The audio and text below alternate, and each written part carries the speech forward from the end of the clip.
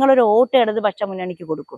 എന്തുകൊണ്ട് ഇടതുപക്ഷ മുന്നണിക്ക് കൊടുക്കണം എന്ന് പറഞ്ഞു കഴിഞ്ഞാൽ, ഇന്ന് കേരളത്തിൽ ഇടതുപക്ഷ മുന്നണി കഴിഞ്ഞ 10 വർഷമായി തുടർഭരണം കിട്ടിയതുകൊണ്ട് 10 വർഷമായിട്ട് മാനവരാശിക്ക് നൽകിയ, ഓരോരുത്തരുടെ ജീവിതത്തിൽ നൽകിയ മാറ്റം, അതെന്താണ്? ഇത്രയും വലിയ വികസനം, ഇത്രയും വലിയ ക്ഷേമ പ്രവർത്തനങ്ങൾ വേറെ ഏത് സർക്കാരിന് ചെയ്യാൻ പറ്റും? 60 വർഷത്തിനധികം ഇന്ത്യ ഭരിച്ച ഒരു പാർട്ടിയാണ് കോൺഗ്രസ്. കോൺഗ്രസ് എന്ത് ചെയ്ത്? ഇന്നും വടക്കേ ഇന്ത്യയിൽ പോകുമ്പോൾ കുട്ടികൾ ഒരു നേരത്തെ ഭക്ഷണത്തിന് വേണ്ടിയിട്ട് ചീറിപ്പായുന്ന വണ്ടികളുടെ മുന്നിലെടുത്ത് ചാടിയിട്ട് ഭിക്ഷാടനം നടത്തുന്ന കുട്ടികളാണ്. ആ സമയത്ത് ഇവിടെയുള്ള കുട്ടികൾ 40% സ്കൂളുകൾ അടച്ചുപൂട്ടുന്ന ഭീഷണിയിലേക്ക് 2011 തൊട്ട് 15 വരെ ഭരിച്ചൊരു സർക്കാർ അടച്ചുപൂട്ടണം, അല്ലെങ്കിൽ കേരളത്തിൻ്റെ സമ്പദ് വ്യവസ്ഥ വളരെയധികം കുഴപ്പത്തിലാവുമെന്ന് പറഞ്ഞ സ്ഥലത്തു നിന്നാണ് 2016 ഇലക്ഷന് ഇടതുപക്ഷ ജനാധിപത്യ മുന്നണി അധികാരത്തിൽ വരുന്ന. ഈ സ്കൂളുകൾ മുഴുവനും ഹൈടെക് സ്കൂളുകളാക്കി, അത് മുഴുവൻ ഇടിഞ്ഞു പൊളിഞ്ഞു കിടന്ന എല്ലാ കെട്ടിടങ്ങളും വിപുലീകരിച്ചുകൊണ്ട് ഈ സകലമാന കുട്ടികളെയും ഇവിടെ വിദ്യാഭ്യാസം, അത് വെറും വിദ്യാഭ്യാസമല്ല,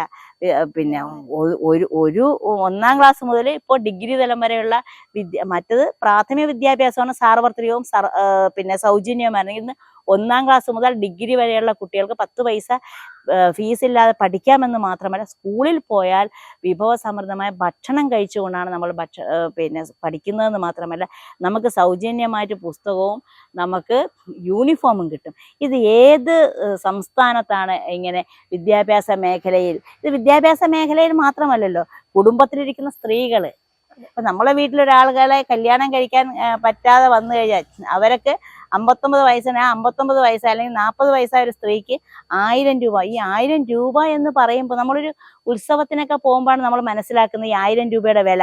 ഒരു വളം വാങ്ങിക്കുമ്പോൾ നമ്മളുടെ ഏണിംഗ് മെമ്പറുടെ മുഖത്ത് നോക്കുമ്പോൾ അയാളൊന്ന് കണ്ണുരുട്ടി കഴിഞ്ഞാൽ നമ്മൾ അപ്പം തന്നെ നമ്മളിലേക്ക് ചുരുങ്ങും.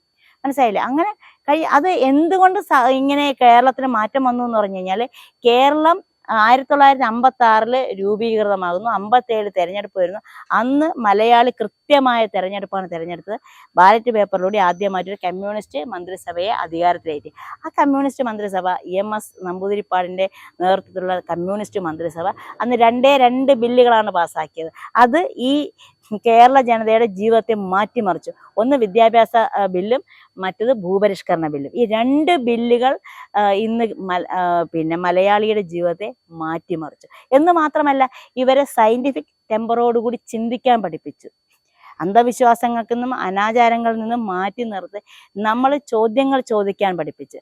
അതുകൊണ്ട് തന്നെയാണ് നമ്മൾ ഒരു കാലഘട്ടത്തിൽ ശാസ്ത്ര സാഹിത്യ പരിഷത്ത് പുസ്തകം ഇറക്കി, എന്തുകൊണ്ട് എങ്ങനെ.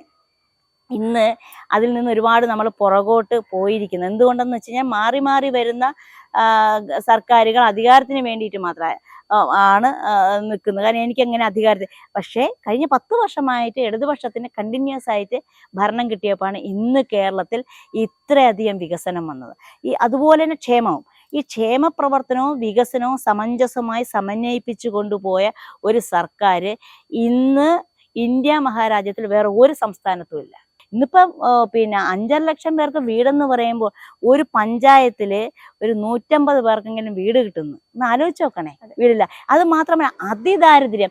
ഇവിടെ ഈ തിരുവനന്തപുരത്ത് ഒരു കാല് മുറിഞ്ഞ സ്ത്രീക്കാണ് ഈ അതിദാരിദ്ര്യം എന്ന് പറയുമ്പോൾ, ഇന്നിപ്പോൾ ഈ ഒരു കടത്തിണ്ണയിൽ കിടക്കുന്ന മനുഷ്യൻ നാളെ ആ കടത്തിണ്ണയിൽ കിടക്കണമെന്നില്ല, വേറൊരു കടത്തിണ്ണയിൽ പോയി കിടക്കും. അപ്പം ഇതെങ്ങനെ ഈ അതിദാരിദ്ര്യമുള്ളവരെ പിടിച്ചെടുക്കും എന്ന് ഇവിടെയുള്ള ഭരണകൂടം,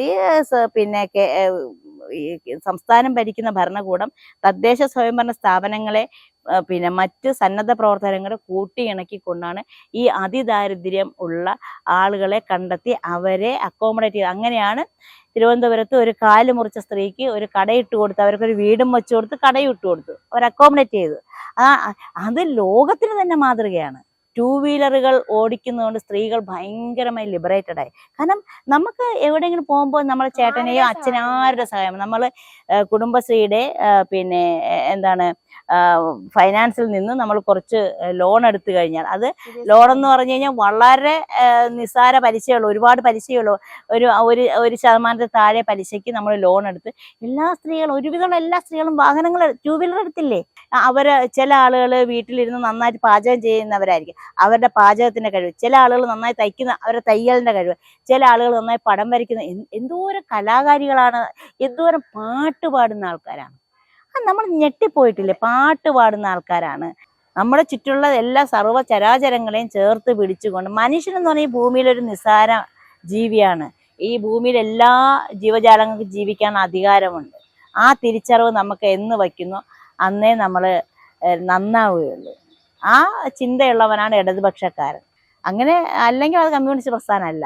മറ്റുള്ളവൻ്റെ ദുഃഖവും ദുരിതവും മറ്റുള്ളവൻ്റെ സങ്കടവും കണ്ടുകൊണ്ട് അവൻ എന്താണ് വേണ്ടത് അത് എത്തിച്ചു കൊടുക്കുക. അതുകൊണ്ടാണല്ലോ അവിവാഹിതയായിട്ടുള്ള സ്ത്രീകൾക്ക് 1000 രൂപ കൊടുക്കുക എന്ന് പറയുന്നത്.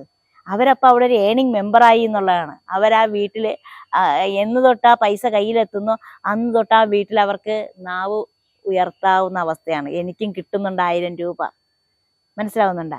അപ്പം അതാണ് പിന്നെ ഇടതുപക്ഷം. അതൊരു ഇടതുപക്ഷത്തിനേ കഴിയുള്ളൂ. നമ്മളെപ്പോഴും പറയും ക്ഷേമ പെൻഷനുകൾ തുടങ്ങുന്നത് എപ്പോഴാണ്? തുടങ്ങുന്നത് നായനാര് മന്ത്രിയായിരിക്കുമ്പോഴാണ് തുടങ്ങുന്നത്. അത് ഓരോ വർഷവും കൂട്ടിക്കൂട്ടി 2000-ൽ എത്തിയിരിക്കുമ്പോൾ ഏതെങ്കിലും ഒരു പ്രാവശ്യമെങ്കിലും ഐക്യ ജനാധിപത്യ മുന്നണി, അതായത് ഇവിടെ ഭരിക്കുന്ന UDF സർക്കാർ പിന്നെ പെൻഷൻ പൈസ കൂട്ടിയിട്ടുണ്ടോ? കൂട്ടിയിട്ടില്ല. കൂട്ടിയിട്ടുണ്ട്. ഉമ്മൻചാണ്ടി 100 രൂപ കൂട്ടി, പക്ഷെ 18 മാസം കുടിശ്ശിക വരുത്തി കൊടുക്കാതിരുന്നു. അത് പിന്നെ ഇടതുപക്ഷം അധികാരത്തിൽ വന്നപ്പോഴാണ് അത് കൊടുത്തത്. അപ്പം ഇതാണ് ഇടതുപക്ഷവും വലതുപക്ഷവും തമ്മിലുള്ള വ്യത്യാസം.